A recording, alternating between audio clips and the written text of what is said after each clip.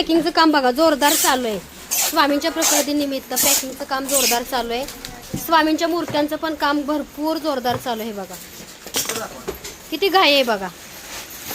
तिकडे बघा हे आकाश दादा बघा. हे काय कमळ कमळ आहेत पॅक करून ठेवली ती.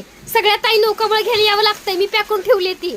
अरे तायांना सांग की पॅक करून ठेवली ती म्हणून. कटिंगला ज्यांना मूर्ती हवी त्यांनी लवकर बुक करा. आपण तुम्हाला ट्रॅव्हल्सनी मूर्ती पाठवतोय मार्बल मध्ये वर जास्त मूर्ती ज्यांना पाहिजे त्यांनी लवकर बुक करा.